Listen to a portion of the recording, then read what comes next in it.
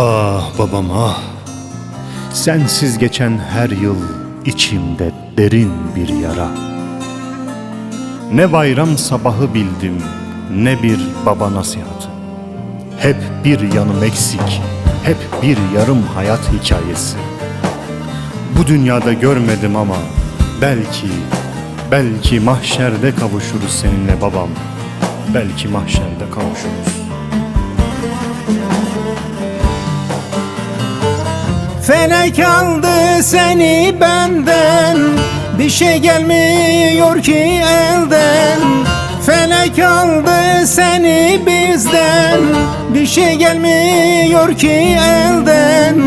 Çaresiz boynumu büktüm, arzularım kaldı sende.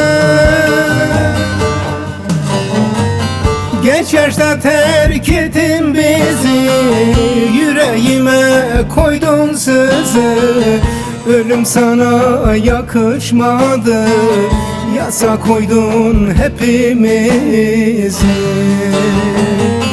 Geç yaşta terk ettin bizi, yüreğime koydun sızı. Ölüm sana yakışmadı, yasa koydun hepimizi.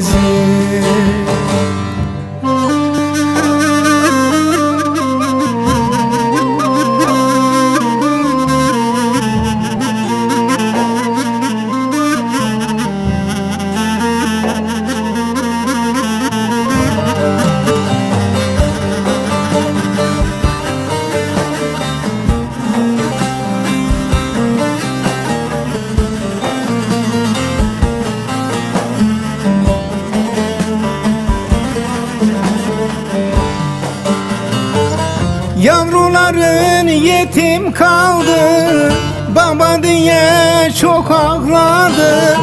Yavruların yetim kaldı, baba diye çok ağladı. Duvarlarda resimlerin kokladım, ben çok ağladım.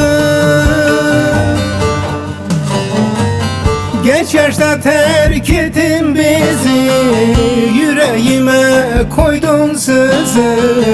Ölüm sana yakışmadı, yasa koydun hepimizi. Geç yaşta terk ettin bizi, yüreğime koydun sızı. Ölüm sana yakışmadı, yasa koydun hepimizi.